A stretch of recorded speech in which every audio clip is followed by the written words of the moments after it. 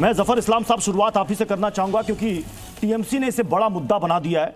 ममता बनर्जी ने साफ साफ कहा है कि सरकार जल्द ही एनर्जी लॉकडाउन लगाने वाली है। तो मैं आपसे जानना चाहता हूं, क्या ऐसा कोई सीन है, क्या ऐसी कोई योजना है कि देश में एनर्जी लॉकडाउन लगने वाला है? देखिए, जहां तक ममता बनर्जी का सवाल है, वो इलेक्शन हार रही है इस बार, इसलिए लोगों को मिसलीड करने की कोशिश कर रही है। उनकी जो परेशानियां मैं समझ सकता हूं, इसलिए कि वो जानती हैं कि इस बार इलेक्शन में उनको हार का सामना पड़ेगा।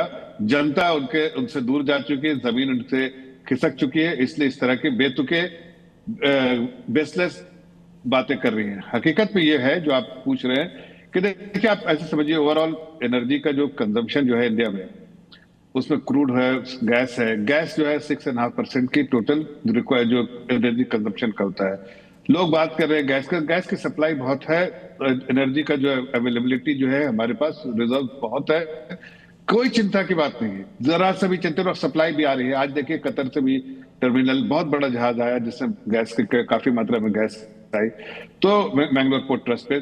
तो हमें ये दुनिया को भी दिख रहा है, देश की जनता को भी दिख रहा है, सिर्फ कुछ अपोजिशन लीडर्स को नहीं दिख रहा है कि हमारे जो डिप्लोमेसी है, जो हमारे डिप्लोमेटिक एफर्ट्स है, जो रिश्ते हैं कूटनीति के से इतने साल के 11 साल के में जो आदरणीय प्रधानमंत्री जी लोगों से जो रिश्ता बनाया है, उसका जो आज फायदा हमें मिल रहा है कि हमारी जहाजें पार हो रही है, पाकिस्तान जैसी कंट्री की जहाजें रुक रही है, बहुत सारी कंट्री की रुक रही है, हमारी जहाजें निकलती जा रही है। उससे देश के आम नागरिक को जफर इस्लाम साहब, फिर ये बताइए कि आप कह रहे हैं, सरकार बार बार ये बात कह रही है कि कहीं से कोई संकट नहीं है, पर्याप्त स्टॉक है। अगर पर्याप्त स्टॉक है तो विपक्ष को भरोसा क्यों नहीं हो रहा है? विपक्ष बार बार लोगों की भीड़ दिखा रहा है, कतारें दिखा रहा है जो एलपीजी सिलेंडर के लिए लग रही हैं, और ये तस्वीरें झूठी भी नहीं है। अब ये आप बताइए कि ये अगर कतारें लग रही तो इसके पीछे वजह क्या है?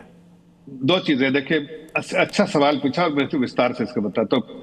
ऑपोजिशन का तो आप समझ सकते हैं कि ऑपोजिशन ऐसे क्राइसिस लाइक सिचुएशन में, ये क्राइसिस तो है ना, ये किससे इनकार तो नहीं कर सकते। दुनिया में एक क्राइसिस आया है, ग्लोबल क्राइसिस है, हमने कोई क्रिएट नहीं किया। ये क्राइसिस के हम भुगतने वालों में से हम हैं, इसलिए कि जो स्ट्रेट ऑफ हॉर्मुज से जो सप्लाई चेन है वो रुक गया है, इसलिए हमें थोड़ा डिसरप्शन है, इसलिए हमको प्रॉब्लम है। फिर भी हम मैनेज कर रहे हैं, और रिजर्व भी है, स्ट्रेटेजिक रिजर्व से 2014 से पहले स्ट्रेटेजिक रिजर्व भी नहीं होता था। लेकिन अच्छी बात यह है कि समझने की कि हमारे पास रिजर्व है। अब अपोजिशन को तो समझ सकते हैं कि वो रिस्पॉन्सिबल अपोजिशन, उनको कुछ ना कुछ करके जनता को ये करना है। जहां तक लाइन लगी हुई बात है, उसके बारे में सिर्फ एक बात कर रहे हैं, ये अपोजिशन अगर रिस्पॉन्सिबल होती, इस तरह से लोगों को गुमराह नहीं करती जिस तरह से अभी टीएमसी के मुखिया ने, ममता बनर्जी ने लोगों को गुमराह करने की कोशिश की, अगर नहीं करते तो पैनिक क्रिएट कर रहे हैं। पैनिक क्या? पैनिक में जाइए, आप पेट्रोल स्टेशन पे खड़े हो जाइए और आपको पेट्रोल जो है नहीं मिलेगा। मैं भी केरला में हूँ, घंटों घंटों गाड़ी से ट्रैवल कर रहा हूँ, कहीं मुझे कोई तकलीफ नहीं हो रहा, कहीं जहां जा रहा हूँ पेट्रोल भरा रहा हूँ, कोई दिक्कत नहीं। लेकिन कुछ जगह पे कांग्रेस और अपोजिशन पार्टी कामयाब हो रहे हैं अपने लोगों को भेज के। मतलब ये अपोजिशन ने क्रिएट किया